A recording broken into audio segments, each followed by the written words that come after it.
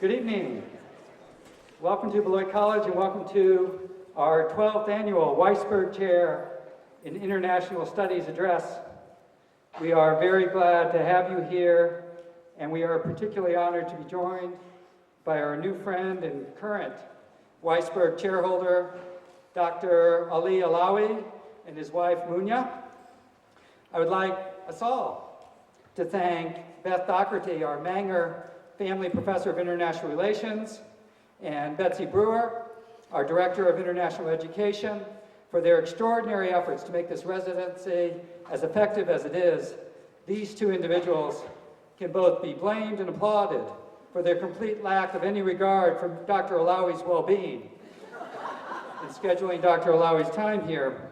But beyond their ethical lapses, it is their tenacity and concentration on the importance of an undergraduate education at Beloit College that emphasizes the integration of internationalism into every department and program on campus, a mission that is at the heart of the Weisberg residency that helped earn Beloit College one of this year's Senator Paul Simon Awards for Campus Internationalization, the nation's top award for international education. Thank you, Beth and Betsy.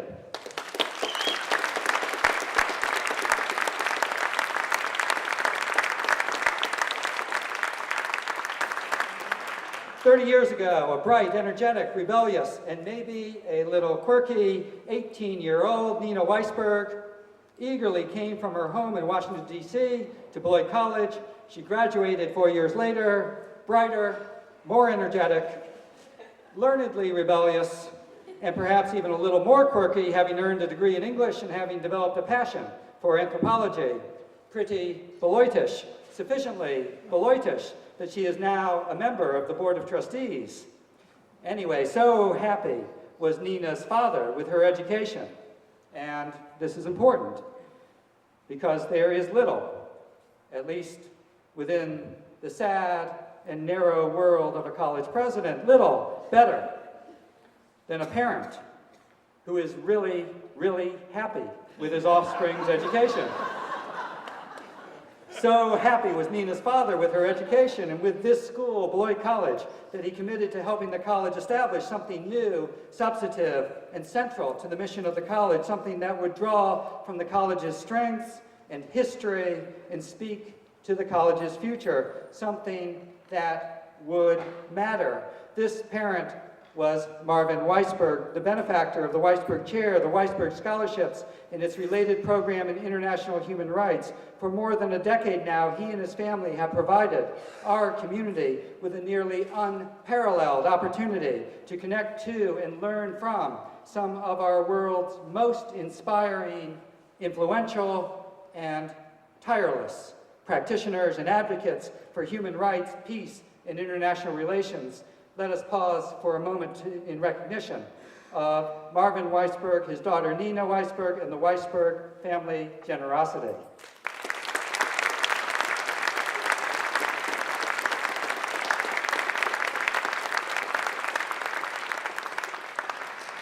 They, the 12 Weisberg chairs, have come from around the world. They are international, interdisciplinary, and indefatigable. They live engaged in consequential lives. They have been engaged with consequential issues, engaged with consequential principles, engaged with consequential decision makers, and most recently engaged with consequential Beloit students and faculty and staff, not for an evening, but for a full week. This is no arm's length visit, no drive-by lecture, no one-night stand, no collect my speaker's fee and on to the next college. This is a full contact tour of duty. It is not for the weak of heart or body. We ask so much of these retired generals, ministers of education, Pulitzer Prize winners, Constitutional Court justices, Chinese dissidents, directors of international aid organizations, and ministers of finance when they come to our campus. And we have asked a shocking amount of Dr. Allawi. And we have done so with reason. We have done so because, frankly, we deserve it. We have done so because our students, our faculty, our community, we are hungry, voracious, ravenous for the knowledge these Weisberg chairs have to share. We are optimistic. We expect to put into practice what we learn, and our attention, Dr. Allawi, has been riveted on you this week and what you can teach us. Your time with us matters. Your time is well spent on this community. Marvin Weisberg's vision predicts this and demands this. Marvin Weisberg's vision challenges us to bring to campus people who have helped shape and reshape the very world in which we live. And Marvin Weisberg's vision compels us to hang on every word and make the most of every minute, even on a Friday night. Because here at Beloit, where our students develop and hone a bottomless appetite for learning, it is, at the end of the day, the application of that knowledge, its practical service to both the students themselves and the world they inhabit, that is most urgently sought. You have been the embodiment, Dr. Allawi, of Mr. Weisberg's vision. Over this week, you have been an exemplar of what it means to be a Weisberg chair. This week matters because the story of your life and work, Dr. Allawi, matters. Marvin Weisberg's vision matters. Again, welcome and thank you for being here. And most of all, thank you, Dr. Allawi, for your energy, your talents, your time, and may your voice, Dr. Allawi, a voice we have all come to hear tonight, last for at least one more hour. I now turn the podium over to Marvin and Nina Weisberg, who will make a very special presentation.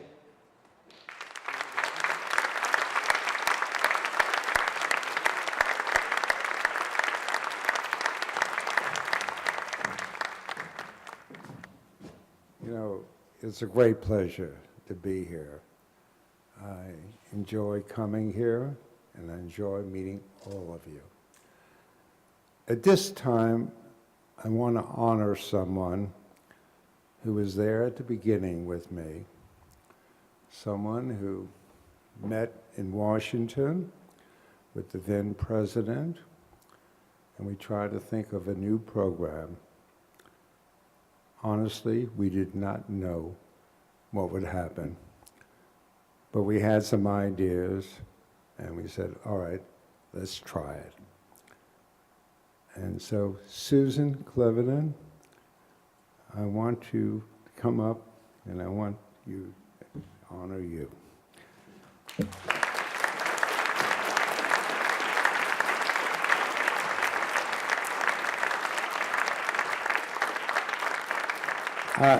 Susan and I, and at that time Vic Farrell, who was the president, met. I think we had lunch or tea or whatever it was. And the idea was how to bring some international feeling to Beloit that would be worthwhile. I also want to say that there was many people who helped. I want to thank those too. There was Betsy and Beth, Donna, who was originally. We also have, besides that, Josh, and there was, Anne, who's been involved, Ron, who was here too, and Beatrice, I met tonight, who was working on these. These are all people that did all the work that I say made this program successful. But it was the vision of Susan and Vic with myself who listened, and I want to say it's a great honor. I want to say to you, thank you. I'm honored to give Susan this award. This is the turtle that I found out is one of the great significant emblems for Beloit. Susan? Thank you, Marvin. Two of them. And I appreciate this.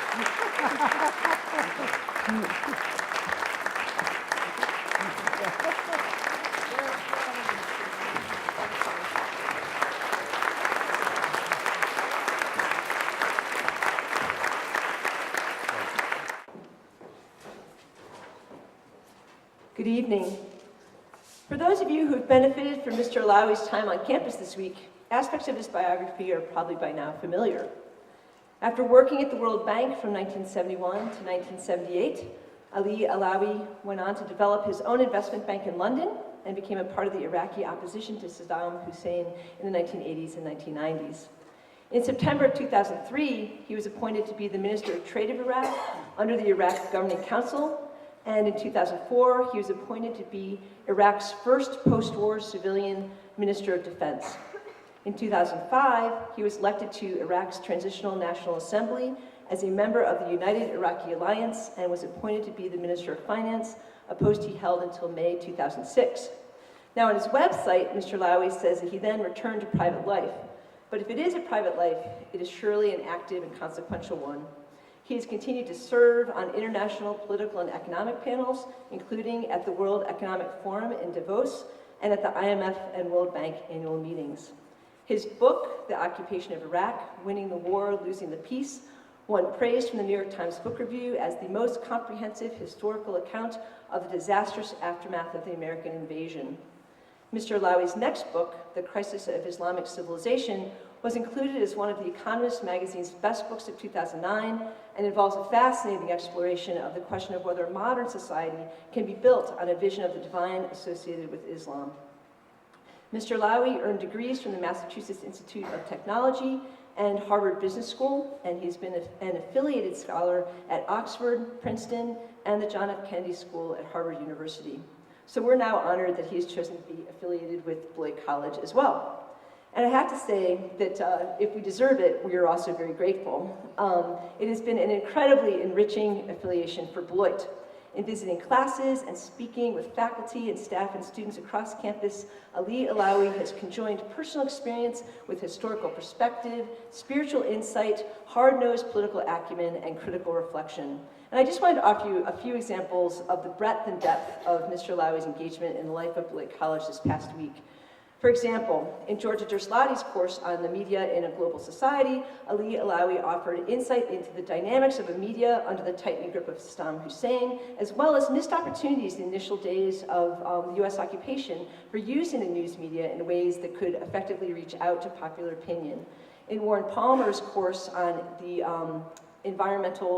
it's energy and environmental economics, he outlined the history of oil development in Iraq, and its economic and political context, and he offered a perspective on the prospect of Iraq for the future, and he actually predicts that Iraq will surpass Saudi Arabia as the Middle East's largest oil exporter.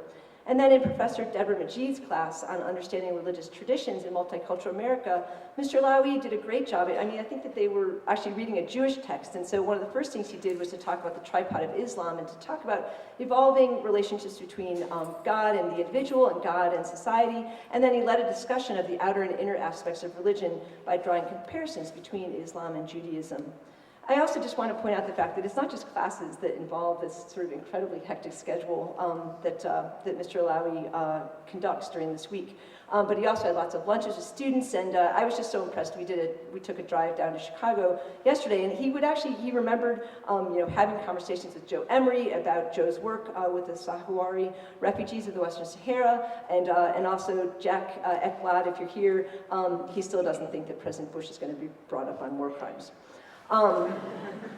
These are exactly the kinds of experiences that the Weisberg Chair in International Studies are intended to provide, and Ali Allawi has shown in the generosity and erudition with which he's approached each conversation in which he is engaged. So please join me in welcoming Ali A. Allawi as the 12th holder of the Weisberg Chair in International Studies at Beloit College.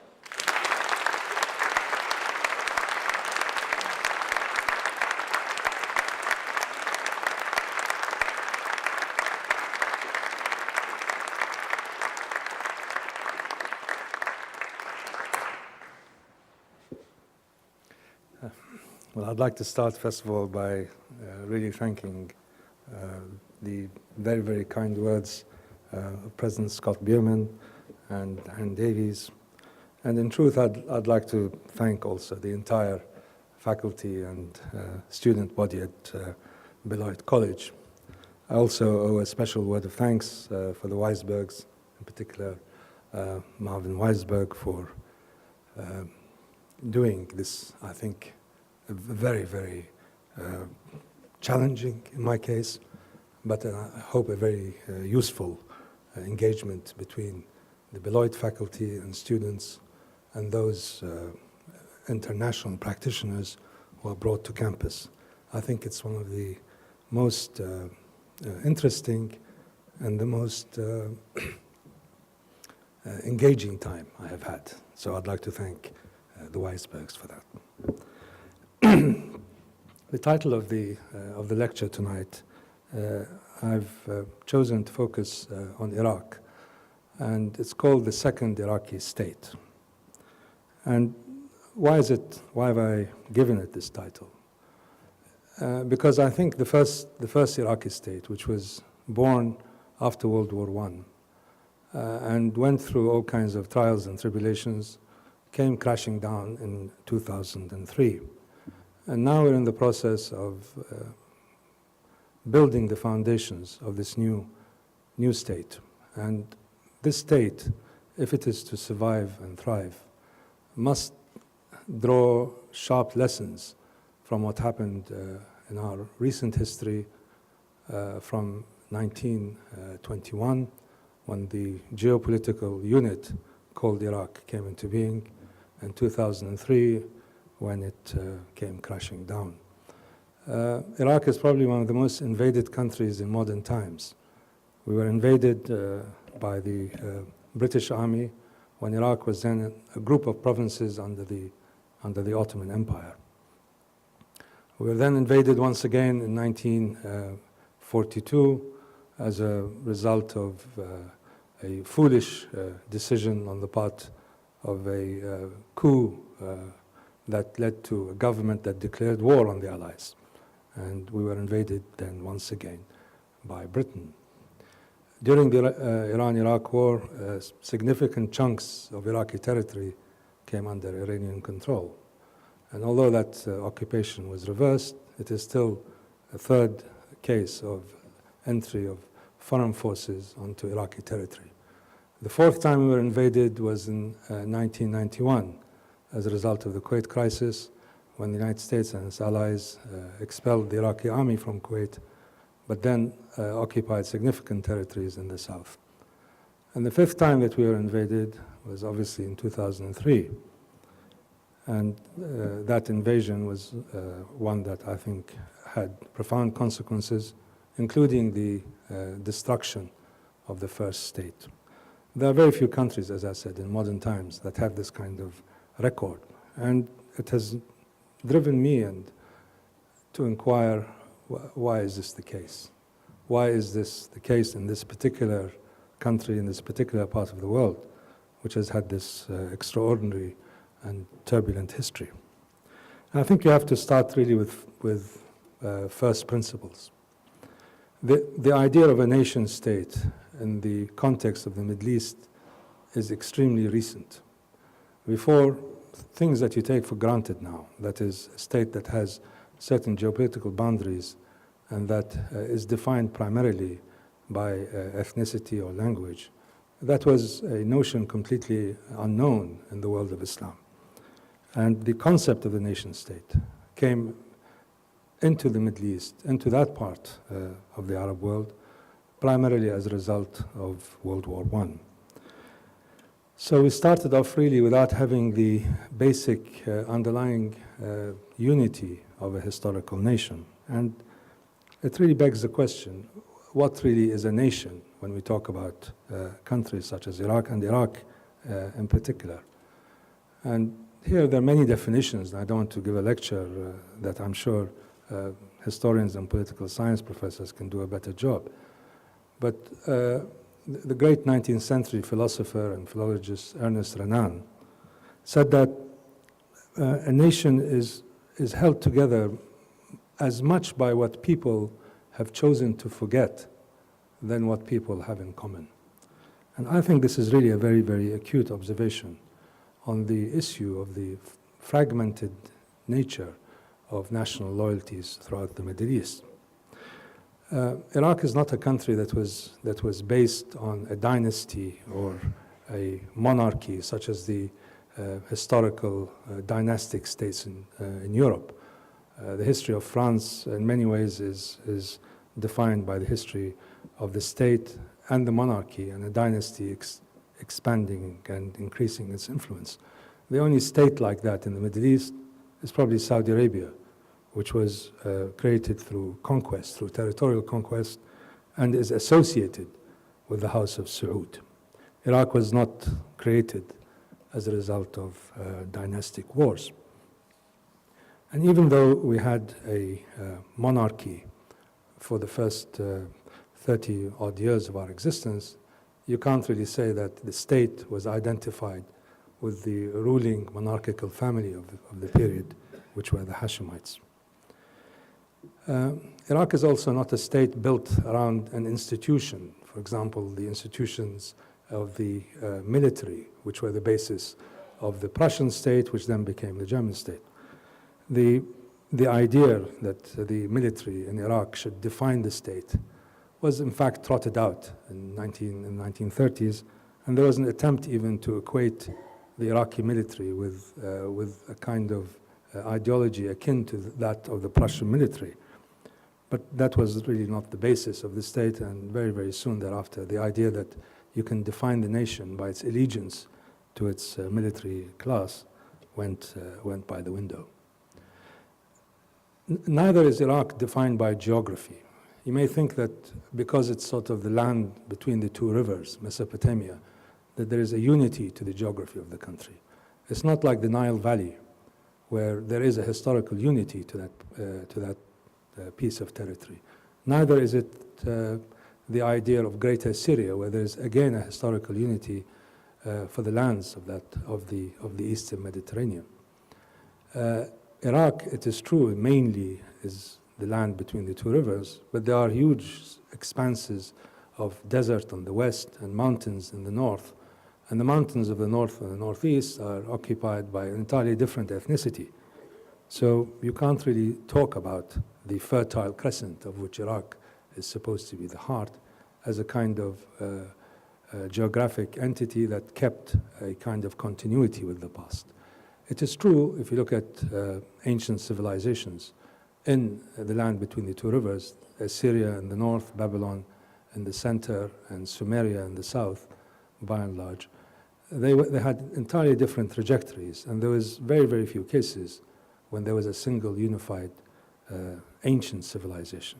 In any case, to try to use sort of archaeology as a basis of a national identity didn't really work in Iraq. Neither is religion the basis of the idea of Iraq as a nation. It is true that the overwhelming majority of people in Iraq are Muslim, but the idea that the Muslims of Iraq should form a nation, the way, say, that the Muslims of India separated and formed a nation called Pakistan, is really meaningless in the context of Iraq, unless you're thinking in terms of an Islamic state. But that of course, is an entirely different political matter. And it is only very, very recently that certain parts of the Muslim community in Iraq began to think of themselves in sectarian terms that may be the pathway to a form of national consciousness. But my own opinion is that this is also a false basis upon which to build a national identity.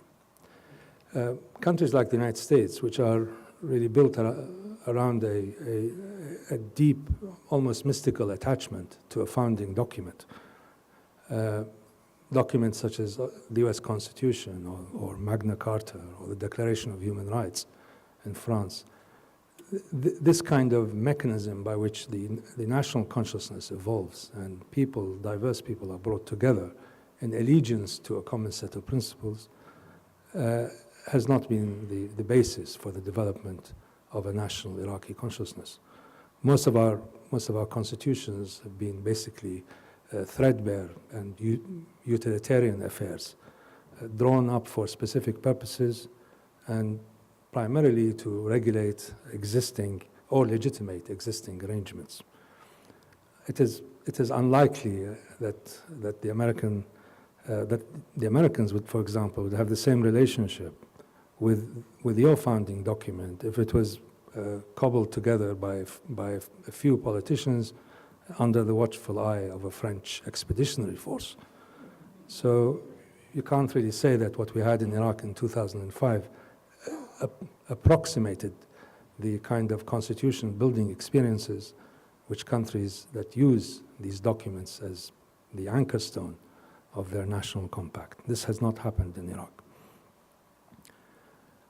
Neither is Iraq like Turkey, for example, or Iran, which are countries built on what I would call the residue of empires that had as their core these states, and as these empires retreated into their center, they crystallize, as it were, the national consciousness. Now, in Iraq, there is, of course, a very deep sense of the past, and there is also a great sense that Iraq was a center of a glorious Islamic caliphate, the Abbasids. But it has not been the basis upon which you can establish a sense of identity. A connection with the imperial glories of 12th century Baghdad does not really translate very well if there's nothing between that and the present moment. Language and ethnicity, which have been used as one of the cornerstones of the idea of nationhood, do apply in Iraq to a large extent. I mean, most of the population of Iraq is Arab, and most of the population shares a common cultural heritage, and as much as that it has seeped from the elites down to the common person. But again, the presence of large non-Arabic minorities makes it difficult to define the state purely in terms of a certain national orientation. And if you take all of these issues that have failed, as it were, collectively to inculcate a sense of deep nationhood amongst Iraqis, you would ask yourself, well, how can you create this sense? On what basis do you create a sense of identity that can transcend the many and complex differences that exist in the country? And my answer to that is that really, I believe you can. I believe you can create a national consciousness out of disparate parts, but only if you recognize the nature and the legitimacy of these parts. And once you acknowledge that these parts are real and have to be accommodated in a larger constructs, then the idea of a nation, the idea of a common loyalty that transcends particular smaller identities becomes real. Parts of nations, religions, sects, cultures, and tribes live in Iraq. Nearly every element of the Iraqi population has its mirror outside of its boundaries. The Arabs are part of a larger community. The Kurds are part of a broader community. The tribes all have mirror or extension of the tribes in other Arab countries. The sects have extensions in other regional countries. But it is not, Iraq at the same time has not been able to develop a kind of multi-ethnic or multicultural identity in the modern pluralistic sense of the word. Its potential for that may have existed in the past, but it has been mainly a product of continuous adjustments and accommodations between these various groups. But this natural accommodation has been severely disrupted over the past decades, both during the long Ba'athist dictatorship that started in 1968 and also in the post-invasion and occupation period. So, emerging from centuries when Iraq was either part of somebody else's empire or for brief periods of time the center of a global empire, the state of Iraq was conceived in the minds of imperial officials around the middle of the war, 1915, 1916. The idea that the territories, the Ottoman territories of Mesopotamia, the 3 Ottoman provinces from which Iraq was cobbled together, was first mooted in the minds of the officials in the British Foreign Office and acknowledged, as it were, by their counterparts in the French Quai d'Orsay. And this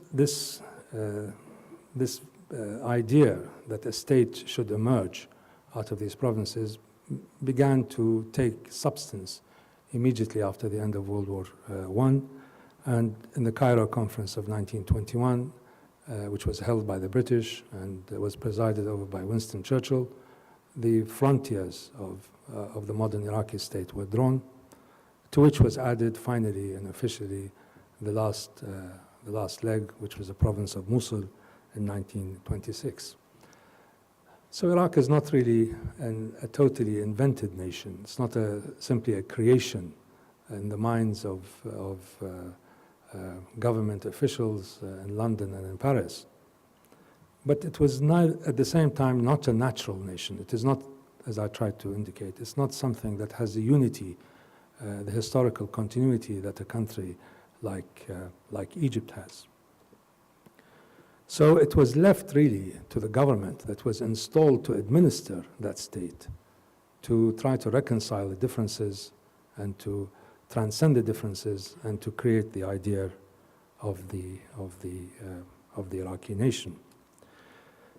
And how this is the genesis, as it were, of the first Iraqi state. Now, how the first Iraqi state, starting in 1921 and ending in 2003, mismanaged its affairs, basically made a hash of it, has been the work of historians for a very long time, and I will not dwell on it much here, but except to say that the various phases in this first state, the monarchical state, which started in 21 and ended in 58, the Republican state, which started in 1958 and ended in 1968, and the long Ba'athist dictatorship. All of them failed ultimately to create a sense of fundamental and equitable citizenship, or to establish a responsive and accountable government. If you look back at the missed chances and the missed opportunities, there were, I think, many. This was not a preordained conclusions, that we would end up with basically a failed state which was invaded 5 times, and finally and definitively leading to the breakdown of the entire structure. The first ruler of Iraq, the first king of Iraq, Faisal I, had all the hallmarks, I think, of statesmanship, and could have, if he had lived long enough, provided, I think, the scaffolding for a much, much better outcome. But as fate would have it, he died just 1 year after formal independence was gained. Later, the Iraqi state was buffeted by all kinds of political hurricanes that affected the Middle East from the 1940s onwards, from the great year of 1947, 1948, where Iraq participated in the first Arab-Israeli conflict, right through the various revolutionaries that we had in the Middle East, which seemed to point to a kind of nationalist and radical future for the states of the area. Throughout the 50s, the monarchy, the wealth of the country expanded enormously with the increased level of oil production and exports. But oil was not used in any significant way to create a kind of national consciousness amongst Iraqis. And although efforts began in the 1950s in the monarchy in that direction, the whole thing ended in tears on July 14th, 1958, when that monarchical period ended in a bloody coup. We had, I think, another chance in 1965-66, when the country was ruled by quite a far-sighted and liberal statesman, a man called Bazzaz. But that again ended, that brief period ended when his mentor and protector, the president, died in a helicopter crash, in a mysterious helicopter crash. So we had these odd liberal moments, as it were, in the last 60, 70 years of our history. But they didn't gel, and they did not create the conditions for creating the stability and the fairness that is part of any national consciousness. And as time went on, these liberal moments were probably forgotten by most people. And unfortunately, the mindset and the consequences of a long period of dictatorship began to prevail. And that is really the kind of nation state, as it were, that the United States faced when it occupied the country in 2003. And by invading and occupying Iraq, the US, in fact, became the midwife for the birth of the second Iraqi state. The British were the midwives of the first Iraqi state, which ended when the Americans became the midwife for the second Iraqi state. But what did the United States do in terms of its fundamental effects and impacts on the structures of the government, of administration, of the state as a whole? Basically, they dismantled all the key props of the old order before they could set the outlines of what the new order was going to look like. And with the old rules being declared, as it were, null and void, and new rules were still unwritten, the Iraqi governmental machinery necessarily spun out of control. Parts of the state imploded, collapsed, parts ceased to function, and parts became hopelessly degraded and corrupted. And when this nascent new order was just beginning to emerge in this confused and very contradictory way, it began to be challenged by elements of the old regime as well as by radical jihadis who had already declared their war on the United States several years before that. And it also invited in neighboring countries to play their part, and very destructive part, in the birth of this new order. Nearly every country in the area felt directly threatened by the changes that took place in Iraq, and possibly with the exception of Kuwait, they all immediately reacted in ways that they thought was threatening to their existential being, because the entire balance of power, frankly, in the Middle East was severely shaken by what happened in March and April of 2003. I tried to write about this in my book, so I'll not really go over the same grounds. But I now believe that the period that the book covered, which basically ended sometime in 2007, also was in fact the first cycle of the birth of this new order. And what do I mean by that? I mean, why is that period from 2003 so fundamental to the way in which this new state is going to survive, thrive, or collapse like the first one? The first phase of this post-2003 period dealt with the key outlines of the new Iraq. While the first Iraqi state had its own fundamental principles that governed the actions of the ruling classes and the ruling elites, it was based on the notion of a centralized authority, a strong central state that was far, far more powerful than any local, regional, or provincial authority. In fact, there was no such thing as local, regional, provincial authorities. They were all part of the central state administration. It was based on the notion of a strong military and a strong security force. It had a clear sectarian bias, which waxed and waned with time, but nevertheless, it did not treat all of its citizens equitably. It had an authoritarian political culture, and it insisted on affirming Iraq's Arab identity above all other national identities. These were the hallmarks, as it were, of the first Iraqi state. The second state reversed or changed almost all of these priorities. Iraq was no longer to be the centralized state. Its identity was not exclusively Arab. There was a shift in the sectarian composition of power, and an authoritarian political culture was considered to be one of the targets of the new order. And in fact, the crisis that I had covered in my book, this period between 2003 and 2007, was the groping towards the main outlines or the main features of the new Iraq, and the violent resistance to that by a variety of groups that sought to reverse and oppose these changes and revert either to the status quo ante or to an altogether different structure and purpose.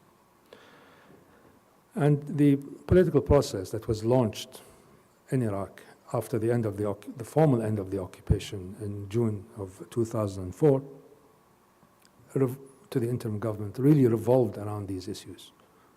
How much and to what degree are these changes, these inverse changes, going to be accepted and tolerated, and how much were their proponents going to face in terms of opposition and in terms of conflict.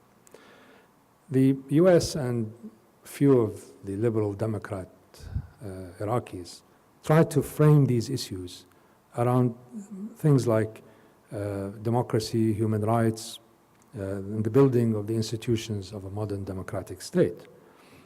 And we thought that those few liberal Democrats of the time and the more mature and far-sighted thinkers in the United States, that simply by creating the scaffolding of a democratic order and privileging the rule of law, you sort of would push Iraq's tensions and conflicts aside, and that the whole divisions in the country will be, as it were, reconciled through a series, a new set, a new calculus of elections, constitutions, and human rights legislation. And while all these very worthy objectives were included in this constitutional document that came out in 2005, they also, frankly, helped to obscure and shroud the more serious power struggle going underneath. And it was really at that level that the fight in Iraq was taking place, not at the level of milestones, benchmarks, and international conferences about democracy and democracy promotion and human rights. And these highly charged issues that were under the surface were in fact the real determinants of Iraq's political path in that period. And the questions that were raised were really existential. Were the majority Shia population as a community able to equate their demographic majority with the right to determine and dominate the new state? And was that legitimate aspiration to have? Were the Kurds able to solidify their autonomous status into something that would be more substantive, either in the form of a confederal Iraq or perhaps even the beginnings of a new Kurdish state? Will the Sunni Arab community in Iraq acquiesce to their loss of power, even though it was at the hands of a foreign invader? And this was really a major issue, because the loss of power of those who were on the losing end was seen to be not something sui generis, but something determined by the inexplicable invasion of the country in their minds by the United States. Will the Iraqi state lose its centralized status and become a federal or even a confederal state in terms of its arrangements? Will Iraq opt out of Arab causes or not, especially the Arab-Israeli conflict? Will Iraq abandon its long-term hostility to Iran? Will the religious establishment of the Shia be given a formal commanding or guiding role in the new Iraq? Will the US demand and receive an acknowledgement and a special status for its role in the country, as in earlier days Britain did? And these issues are all jumbled up in that period. And with the collapse of the state and the incredible levels of violence that then prevailed, the whole fulcrum of opinion was all over the place. It moved from one issue to the next in this jumble and this complex mix that we had. So it was a very, very confusing and a very conflicting period for those that were trying to design, as it were, the parameters of the new order. And until this situation continued in this kind of complex and violent, with a complex and violent background, until February of 2006, when operatives of Al-Qaeda destroyed one of the major shrines of Shia Islam in the city of Samarra, north of Baghdad. And until that happened, the undeclared war that we had between the United States and the insurgents, and between the Al-Qaeda in particular and the Shia civilian population, it had not yet spilled over into the general population as a whole. The levels of violence were gruesome, but they were not all pervasive, as they were to become after February of 2006. And after that, the landscape utterly changed. And I really don't hesitate to say that we went through a kind of civil war, a very brutal civil war in that period.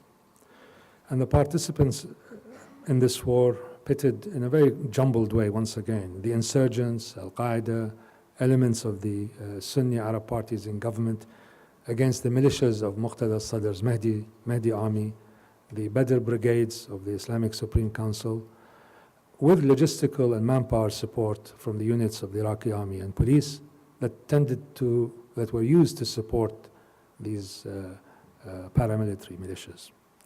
It was not two organized sides fighting it out, as is conventional in the majority of civil wars. It was local groups fighting at a local level, using all types of tactics: random killings, suicide bombings, assassinations, expulsions, and the terrorizing of innocent families and civilians. The formal government watched and made futile pronouncements, but the main parties in government were in fact involved in the war's preparation and in its execution. So this civil war did not take place out of nothing. The groundwork for it was already being laid in 2005. And in this civil war, most of the dirty work was done either by the Al-Qaeda group or by the militias attached to Muqtada Sadr. And others provided them with weapons, money, and intelligence. And in the end, and I really hate to say it, there was a winner in all of this. The Shia dominated Baghdad and were on the verge of sweeping outside of the city into the western reaches of Baghdad, and appeared unstoppable until the surge took place. And when the surge took place, it basically put a stop to this expansion of territorial control, which is one of the features, as it were, of classical civil wars. And in this dirty war, tens of thousands of people were killed, hundreds of thousands, maybe even millions were displaced, ethnically cleansed, or went into exile. And entire neighborhoods and towns switched into a kind of ethnic or sectarian monochrome. What was the civil war all about? Well, it wasn't only about looting, theft, power-hungry militia commanders, and sadistic murderers and killers. But ultimately, if truth be told, it had to do with the kind of state that was emerging out of this mayhem. And whether the switch that was made possible by the American invasion of 2003 was something that was going to be ephemeral or something that was going to be permanent. And at another level, obviously, it had a lot to do with the institutions of the second Iraqi state. And the civil war ended when the insurgents, who were really, they were mainly drawn, apart from Al-Qaeda, mainly drawn from former regime elements, army and security officers, Ba'ath Party operatives, and tribal elements. They recognized that they could not win this war for two fundamental reasons. The first is really the simple demographic majority that the Shia enjoyed. And the second was that the lock that the Shia majority parties had on the instruments of the new Iraqi state. It's mainly its resources, money, and the nascent security organization. And with the loss of a large number of its population base to outside of Iraq or internally displaced, no long-term insurgency could sustain itself with a reducing some population base. And this pushed the insurgents, and not Al-Qaeda, of course, to open discussions with the United States. And these people mainly switched their allegiances, not to the government or to the new state, but to the United States. And they sold themselves, as it were, to the Americans, not only as the antidote to Al-Qaeda, but as a bulwark against Iranian infiltration of Iraq. And this was the genesis of the so-called awakening councils, or Sahwat, which formed the frontal brigades, as it were, that retook most of Iraq, most of northern and western Iraq from the control of Al-Qaeda linked groups. They were, of course, helped by the horrible brutalities of Al-Qaeda rule in these territories, and grave strategic miscalculations on their part, which included an indiscriminate terror campaign that may have pushed a large number of tribes over the edge. But I think the main drive was a cold calculation of their interest and their recognition that the new Iraqi order was not going to be bombed out of existence. The end of Iraq's civil war, sometime around 2007, you can't really date these things accurately, but somewhere around the end of 2007, 2008, the level of violence dramatically declined, and the basis of politics began to shift from talk about insurgents, resistance, and terror and counter-terror, to a large number of new faces joining the political process. But in spite of all what happened, and in spite of the resistance to what happened, and in spite of the confused jumble that we had in that period, I believe monumental and irreversible changes had taken place in Iraq. And they were positive or negative depending on the viewer's perspective. But a host of problems remained. And these are now as it were, the raw material of the second phase of the birth pangs of this second Iraqi state. And there are really many, and each of these problems can bring down the state in very, very quick measure. The Kurdish regional demands, the insistence on formulating the boundaries of Kurdistan, issue of control of resources, the status of the area of Kirkuk, which has a mixed population between Kurds, Arabs, and Turkomans, the nature of Iraqi federalism, the issue of revenue sharing, who is going to benefit from the oil, constitutional amendments. The constitution had many changes that needed to be effected soon after it became the law of the land, or became the supreme law of the land. But these have been postponed time and time again. And there are a host of other issues that still are not resolved. But the fact of the matter is that the composition of nearly all the parliamentary blocs is now based on a sectarian or ethnic formula. And these, in turn, I think, will govern the kind of responses that we will have to this list of problems that I have mentioned. there is a continuing power struggle going on in Iraq, within and between these parties. And it may appear that this sort of second-degree power struggle somehow overshadows the ethno-sectarian divisions. But these have become fundamental in all elections, including the most recent one, where apparently the largest bloc in parliament was in fact a cross-sectarian party list. But in reality, it is not a very convincing one. And in the last year, it has begun to dissipate and fracture. And within this kind of ethno-sectarian hardening of the arteries of the new state, you have these divisions and conflicts between and within the major ruling groups and major some political parties. The day-to-day administration of Iraq has been really appalling. The bureaucracy has been mainly dysfunctional. It's driven by stifling procedures, incompetence, backward systems, and opaque practices. There are incredible levels of corruption, and these have permeated the highest levels of government, including, unfortunately, levels of cabinet ministers, provincial governors, and regional government. And corruption has reached a point where it's now finally being seen to be a true threat to the new state. In fact, I think it's a national security issue and could, in fact, derail the efforts to reconstruct the country. But in spite of all of that, I think, by and large, I can safely say that Iraq will not implode and will not implode into its component parts, into some kind of bloody denouement of civil wars and so on. Neither will it be constantly a prey to the intrigues of foreign, mainly regional powers.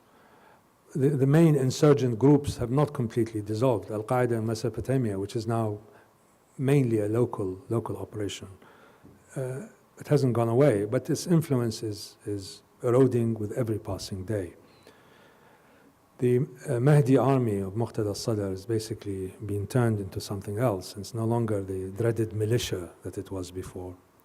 And he, although retaining most of the loyalty of the Shia underclass, which maybe constitutes something like 35% of the Shia population, has shifted completely in his strategy and tactics away from the kind of unbridled violence and thuggery that was a hallmark of the movement during the Civil War. The formal institutions of the new state are beginning to entrench themselves, and a new political culture is now emerging that revolves around these institutions. They all have a kind of democratic provenance, but they are not truly that in their content and in the way that people deal and interact with each other. And the institutions are still extremely fragile and prone to abuse and distortion. We have anti-corruption commissions that are themselves corrupt. We have electoral commissions that sometimes appear to be partisan. We have courts where many judges, unfortunately, continue to be swayed by political influence and by money.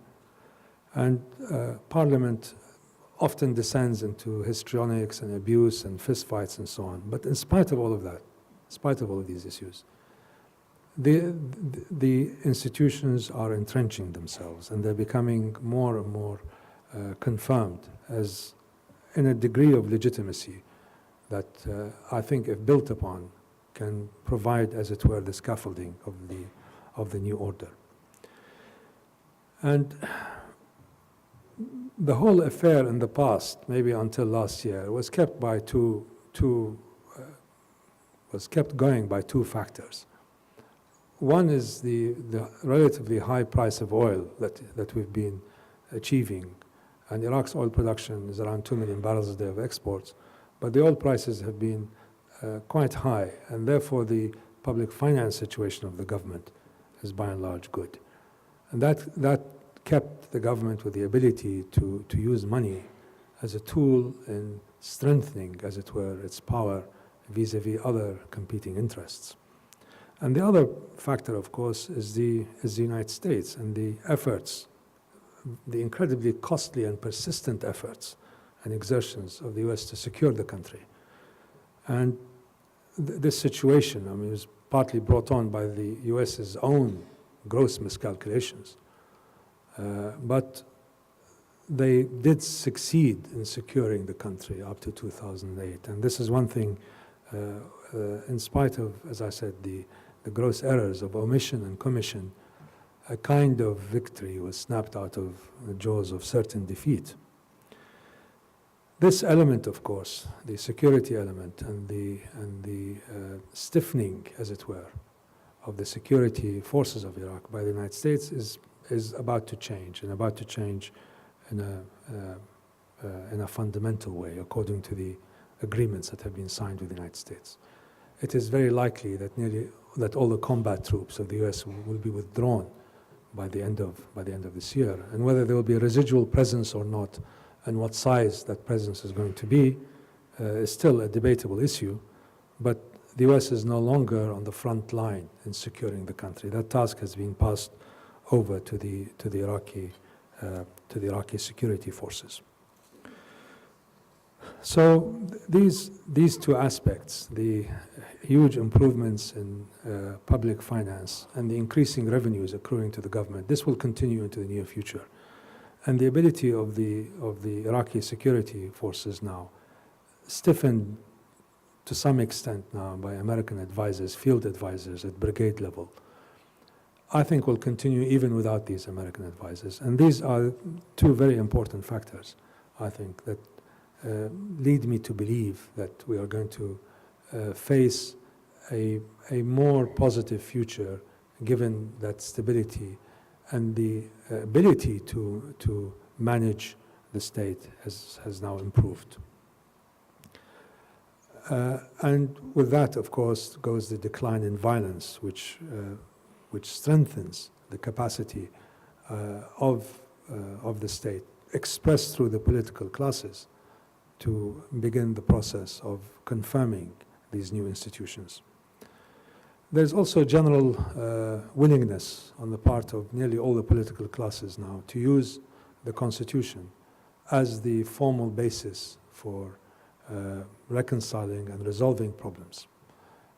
Many of the parties and groups that stood against the Constitution in 2005 because they saw it as a flawed document, and that the referendum that passed it may have been tampered with, they have now abandoned their hostility to this document as some kind of after effect of an occupation, and are beginning to come to terms with it as a necessary basis, necessary set of ground rules for reconciling differences. A fourth factor, I think, that leads me also to look at things in a positive light is what I would call the fading away of the occupation. The United States so far has not behaved mercifully the way that the British did when they handed over formal independence to Iraq in 1932. They haven't asked for a special legal status that gave them, as it were, a first amongst equals role in terms of Iraq's foreign relations. They may maintain certain bases there, but I don't think they will be as provocative as the British bases were in the 1930s and 1940s and 50s, which basically poisoned Iraqi politics and made it a kind of constantly recurring sore point in Iraq's relationships with the former imperial power. I think those in authority in Washington and their representatives in Baghdad are more subtle about the kind of long-term association that they want, rather than having a kind of in-your-face type of imperial arrangement. So the fading away of the occupation and with the gradual retreat, or now the quickening retreat of the United States outside of the Iraqi public arena, I think is a very important point. The other point that gives me cause for optimism is the freedoms that came in with the American invasion and occupation, and these freedoms that were practically unknown before: freedom of expression, freedom of travel, freedom of association, freedom to write and publish, a free media, which is really extremely important. We now have Lord knows how many newspapers, and all kinds of, each party and each group has its own satellite TV channel. These kinds of freedoms are very unlikely to be given back by a people that have grown accustomed to them. There's a great deal of abuse in these freedoms. There's a great deal of slander going on. There's a great deal of lies that are disseminated by the media. Freedom of expression is not always used to the best effect. But nevertheless, when given the choice between this and a state-controlled media and a state that restricts your freedom to travel, a state that restricts your freedom to meet and express your political, religious, and cultural opinions, most people now willingly would accept and acknowledge and celebrate these freedoms. They still don't know what to do with them, but they know that it is much better than the status that they had before. So that's a kind of an internal resistance to any possibility of a public welcome to a new kind of authoritarian government coming to power on the grounds that the system is manifestly incapable of delivering the goods. But there are also other issues that I think we also have to take cognizance of that have to be balanced against this relatively positive view. One of them is the authoritarian culture, political culture that we have inherited in the past. The legacy of that culture has not gone, even though the forms of power now include the division, a formal division between the executive, the legislative, the judicial. There's a general sense that the executive authority must always prevail, and that the power of the prime minister as an authority figure, as a person who's able to initiate and implement through, if necessary, through force, the wills and decrees and decisions of his group or of himself, is something that is deeply rooted in the psyche of people in the area. The idea that there should be not only formal limits to executive power, but actual practical limits to executive power has not yet sunk deep enough. And with that, of course, comes the abuse of power by those in authority. And this has manifested itself in the abuse of the executive over the judiciary, for example. The main judicial authorities don't act as if they are one of the legs of government. They still tend to take their instructions from the prime minister. They still tend to be very fearful of confronting or challenging executive authority. And this ability to manipulate institutions has also extended to the creation of units of the security forces that owe their loyalty only to the executive, not in the formal sense that the executive is the commander-in-chief, but units that owe their particular loyalty to him, and therefore can be used to extend the prime minister's control, to intimidate, and to force people into certain courses of action. Another very negative development that I think has a very powerful consequence is what I would call the re-bureaucratization of Iraq. The old centralized bureaucratic state is reconfiguring itself now, after sort of losing its balance in the first few years after the invasion occupation.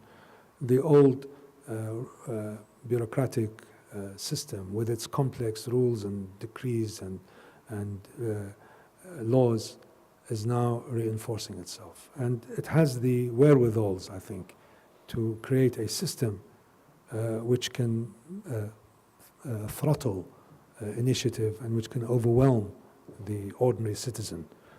Iraq is still ruled by a jumble of laws ranging from Ottoman times. There are Ottoman-era laws, there are British administrative laws, there are the decrees, thousands of decrees of the Revolutionary Command Council, which was the highest legal body in the days of the dictatorship. And they made decrees covering every aspect of Iraqi society and political life. We have the decrees that came with the US occupation, and we had the whole slew of laws that came out of our own parliament since 2004. And these are, some of them are glaringly in contradiction with each other. But the only people who are able to understand and interpret them are the bureaucrats and the old civil service, or the old structures of the civil service, and this gives a great deal of bureaucratic power, which I think has a very negative effect on the development both of individual initiative and entrepreneurship and the growth of the private sector. Of course, I mentioned the issue of corruption, and which is part and parcel of the whole governance issue in Iraq, the very, very poor governance structures that we have. And if this continues at this level and extends a bit more, it can actually, I think, bring the whole system down, because it will create such a reaction on the part of the ordinary citizen that it would probably be fatal to the democratic prospects of the second Iraqi state. There are other issues that I can talk about. There's high unemployment, there's the absence of any effective private sector, and the absence of any effective policies for all economic sectors except the oil sector. We don't really have an agricultural policy, we don't have a health policy, we don't have a social policy, we don't have a labor policy, we don't have an employment policy. It's all being made, as it were, on the run. And the excuse has always been that we're in an emergency state, emergency conditions, and until we can secure the country, developing policies like that are something that should be left for later times. I think there are also other determining factors as to whether this new state in Iraq can survive.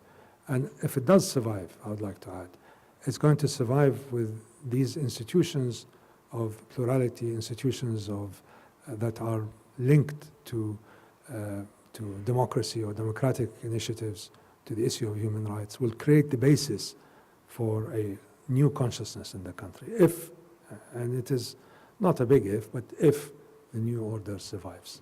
With it, I think, will come a profound sense or enhancement of a sense of citizenship that will be part and parcel of the identity of the new state. Of course, Iraq doesn't exist in a vacuum. It's part of a larger and broader Middle East in which some very, very dramatic changes are taking place. And these are what I would call the beginnings of a long, long wave, 10, 20, 30-year waves that determine the political, economic, and even cultural circumstances of that part of the world. In my lifetime, I think we've gone through 3 waves. The first wave was a wave of anti-colonialism, nationalism, accompanied with a kind of radical revolutionary rhetoric. And it was aimed mainly at extracting the foreigner, as it were, whether they were British imperial interests, French imperial interests, and regaining, as it were, the sense of national independence and national sovereignty. But it was accompanied also with extreme ideologies of nationalism and of, in some cases, radical revolutionary socialist rhetoric. That wave peaked around the 1960s and crashed as a result of the failure of these regimes to confront the external enemy. And this was, of course, in my mind, crystallized by the defeat of the Arab armies by Israel in 1967 in a mere 6 days. So you'd ask yourself, what were these regimes and what were these ideologies meant for if they couldn't, if they were so quickly defeated on the battlefield. The defeat of that kind of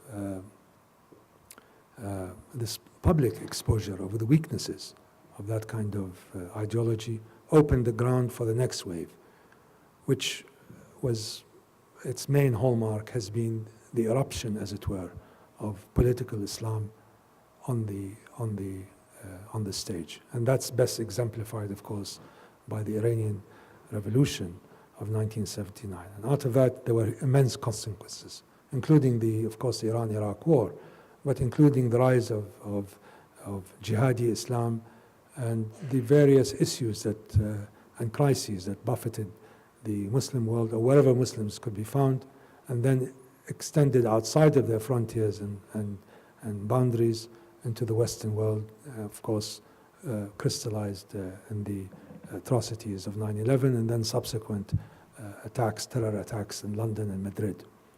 That wave, I believe, has peaked and, in fact, has rapidly retreated in the last few years. The ideology of political Islam, even in amongst those who adhere to it, has now been so diluted and so changed from its original radical impulse that it is very likely to disappear as a fundamental force in the area. This third wave is to do it, you can call it a democracy wave, you can call it a wave related to the need to, or the demand for freedoms and rights, but it's by and large prompted by a demographic bulge that we have throughout the Arab world. And in no place is it more evident than in Iraq. Nearly 65% of the Iraqi population is under 25. And these people, they are going to be the rulers of the country in the next decade, or the vanguards of this group is going to begin to enter into the political scene. They are not going to accept, I think, an outcome, a future, defined either by the kind of ethno-sectarian politics that we've had, or by the claims of radical political Islam, or by a kind of resignation to a future defined by tyrants and defined by autocrats. And the environment in Iraq is sufficiently open now and sufficiently flexible so that the expressions of this demographic bulge politically, I think, will be very hard to resist. The structures of tyrannical power that exist in countries like Syria or even Saudi Arabia are not a feature now of the Iraqi political scene. And the entry of this bulge into the political process, I think, will mark this new wave. And by and large, I think it's a positive influence, and in fact, a very strong influence for the development of a type of democratic order in Iraq, which will have the loyalty of all of its citizens, irrespective of their ethnic or religious or sectarian identities. So, on balance, and I will end here, I think Iraq has to still navigate through all kinds of minefields. I've tried to address myself to some of them, and each of these minefields can be so dangerous that it can derail the whole process and may push us back into some kind of chaotic or anarchic conditions, or a kind of internal fragmentation where there is no overarching political authority or overarching identity for the country. But I don't think that we will end in that direction. I think we will go in the other direction. We'll muddle into it. We'll make enormous mistakes. It will be 2 steps forward, 1 step back, 1 step sideways, and then another lurch forward. It will continue to be in this kind of ebb and flow, but I believe it will go ultimately in the right direction. And when it does, then the definition of what is a nation state in Iraq I think, will be answered. That it's a nation in which its citizens respect the rights of others, and the state respects the rights of its citizens.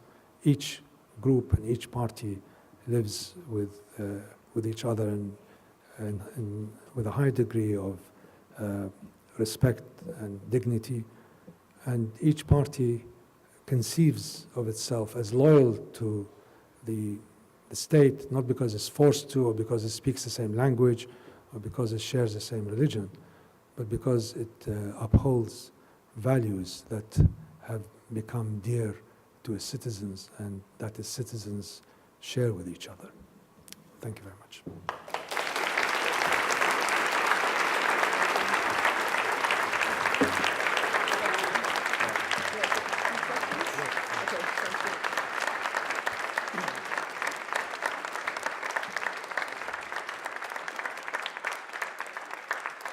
Before we take advantage of Chef Peter's dessert creations upstairs, we do have time for a couple of questions. Go ahead. It seems as if the U.S. stayed in Iraq since 2003 in this war of occupation out of a sort of responsibility to make sure that it did not collapse, that the state maintained some sense of order. Is that responsibility over? Has that guilt been lifted? Or does the U.S. still have some role to play? I think from an Iraqi perspective that role is over, but you have to decide as voters whether this is what you want your government to do. I don't think the U.S., the U.S. can sort of retreat completely, and the smile, like the famous Cheshire cat, will disappear in the end. And your traces in Iraq will be few and far between. But this may be the dear wish of those people in Washington, that this is sort of a bad dream that should be best forgotten. But I think it's not that there's too much at stake. There's too much of manifest advantage to Iraqis to maintain a relationship with the United States at the level of economic, cultural, social, that can be far more potent in the long run than just a pure military or security relationship. And I think American soft power, the basis for using American soft power in Iraq, have been laid. And you have to capitalize on that. It's not going to cost trillions of dollars, but it would require continuing engagement with Iraq at this level, rather than at the level of just purely the military or the security conditions. Hi, my question may be a little personal, but it's out of sincere curiosity. So you have extensive experience in the United States and in the United Kingdom in education and working experience. And I'm wondering, how does that experience aid you as your role as a Minister of Trade and Defense, and how does that limit you as in that job? Have you ever questioned your identity or something? No, I can't say I've questioned my identity. I've always thought of myself as being of the land and of being a person who is first and foremost that. And in exile, in fact, these identities become exaggerated. If you choose that route, you can always choose to disengage and adopt the culture and of the country in which you find yourself. But a politically motivated exile, I think distance, as it were, absence makes the heart grow fonder. And I think the idea of Iraq kept on being embedded, as it were, in my mind. But the kind of Iraq that I imagined was not the kind of Iraq that I saw. And this is, again, another problem with exiles, especially those who have been out for a long time, is that the country has changed in ways that are maybe not recognizable. So in my case, I had to spend a lot of time, considerable amount of time, adjusting to the changed mores and habits and even perspectives of people. And I managed, I think, to catch it just in time. If I had lived long enough and gone back 20 years from now, I don't think there would have been any points of contact between exiles who have stayed a long time and between the countries that they find. having lived in the West, obviously, a long time, helped me with my relationship with those who were not exposed to the West and were not able to understand what drove Western action, specifically American action in Iraq. So I think from that point of view, I might have been of some help to my colleagues in the government. They tended to sort of seek one's opinion when it came to matters as to how do Westerners think, how do Americans behave, what is it that they're actually trying to say. So it does play, you can play a part as a kind of bridge between two worlds. But you have to navigate that while at the same time trying to reconnect with this world, which has grown very, very different. It's like a person who hasn't seen a dear member of their family for 30 years. I mean, you have to adjust to the face, you have to adjust to the mannerisms, the habits, and so on. And it's not that easy. I was just wondering with regards to the Kurds in the north, and in terms of what sort of, if that's a large issue in terms of the future of Iraq, and whether an autonomous nation is still, or what are the advantages and disadvantages of an autonomous Kurdistan or something of that sort, and why is that not a direction that Iraq is moving towards? Well, the status of Kurdistan right now is really unique in the world. I mean, it is not an autonomous province to the extent that most of the elements of central authority are respected. It is somewhere between a confederal state and an independent state. If you go to Kurdistan, you will see the flags of Kurdistan all over the place. And it's not like sort of seeing the flag of Wisconsin here. It's something that is much more specific, that this is the flag of a nation, as it were, in waiting. What the Kurds have said about Iraq is that they reserve to themselves the right of self-determination, which means that if they decide at some point in the future to secede, they have the right to do so, and Iraq cannot stop them from doing so. So this is one aspect of it. But the other aspect of it is that they say that we have chosen to stay in Iraq. So naturally they want to keep all their options open, but from the point of view of a non-Kurdish Iraqi, who are the majority, you want to know what is the long-term status of this thing, whether they are in or out. And if they're in, they have to also recognize, accept, and acknowledge the limits to their ability to influence events in Baghdad. And if they're out, then they have to prepare the ground for that. We still don't know. As things are now it is probably the best of worlds for them. But the uncertainty is there. It's swept under the carpet. But at some point, it needs to be addressed. And you may not want to force the issue. I mean, I wouldn't want to force the issue. But it's very difficult to conceive of an arrangement where one part of your country has its own institutions, its own resources, and its own direct access to central government funding, without and its ability to influence events in the center, without questioning that. If we're moving towards a confederal state, that is a kind of state composed of two separate entities, Arab Iraq and Kurdistan, each one with its own internal arrangements, and joined loosely in a kind of for foreign affairs reason and currency reasons and so on, then that's an entirely different, we have to have an entirely different constitution. Then Iraq ceases to be a unitary federal state.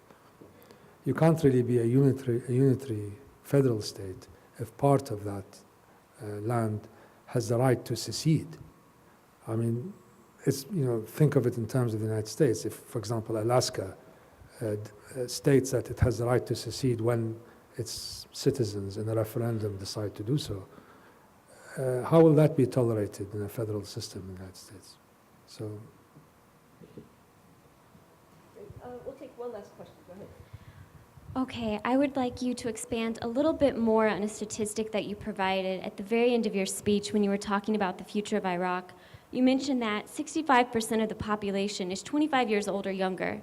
that really shocked me because I'm about to turn 23. So I think of being in 8th or 9th grade and learning about the US invasion of Iraq and sort of the issues I dealt with, thinking of what that meant for me and my issues of human rights and beliefs in the Constitution. So the one question, I suppose I have a 3-part question and I'm trying to consolidate them. But first, what sort of perceptions of a future world order and government will they have? You mentioned that you don't think they will support ethnic or sectarian violence. When I think about the education I've had as an undergrad at Beloit and the sort of educational structure in Iraq, I don't know what it's like, but I can imagine, as you, maybe some of these future leaders will come from exile because they went abroad perhaps to try and get better educations, and if not, will they have the sort of educational upbringing they need to sort through the multitudes of laws, whether it's from the US invasion or before from the Ottoman Empire, because you mentioned that the bureaucrats know these laws. You know, Hillary, I think one is probably no. Can I add like a tiny, tiny second part? Okay. Okay, and the second thing is for the future of education, do you see any of the oil revenues, because you mentioned money being a big part of the future, being funneled into educational initiatives? I'll stop, I'm sorry. No, I mean, I think obviously it's the role of education and how sort of the educated youth are going to perceive these issues is really critical. The educational system in Iraq was greatly degraded in the 1990s, mainly because of sanctions. And it affected higher education probably disproportionately to any others, because university teachers, highly skilled professionals and so on, could leave the country and find jobs relatively easily in the 1990s. But one of the unsung success stories of the occupation, and there are very few, but this is one of them, is the restructuring and reconstruction of the primary and secondary educational system. And one must admit that there was a lot of effort and good results came out of it. A lot of schools were rebuilt, teachers' salaries went up enormously, new textbooks were published, the physical plant of schools were rehabilitated.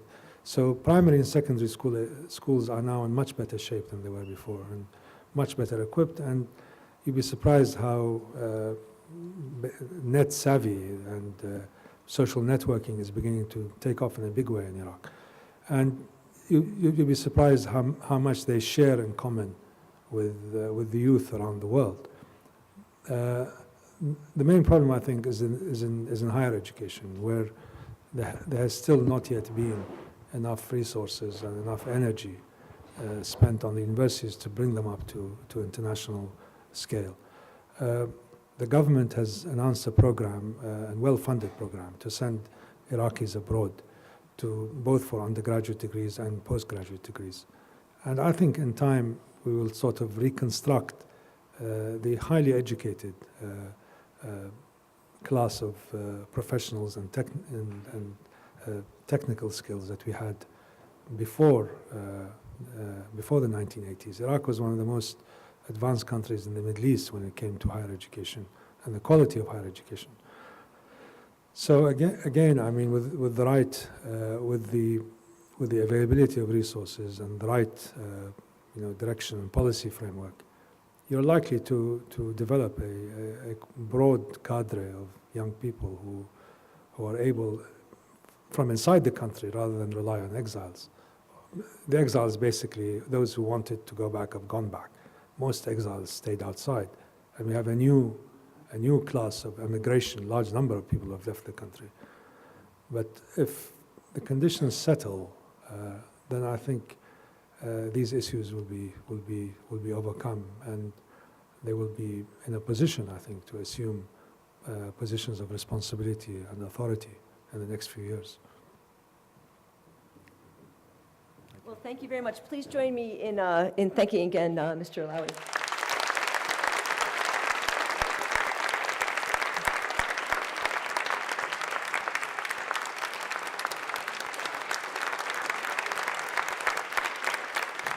Mr. Allawi. So I'm honored to be here tonight. I mean, a lot of you are students, and you can imagine when your father stays at your college and decides to make your name broadcasted across the campus, how incredibly embarrassed you are for years. But now that I've gotten beyond that and I'm old enough, it's been an incredible experience to be a part of my father's vision, and Susan and the presidents and all the people who put this together, and you are crowning jewel in what's been 12 years.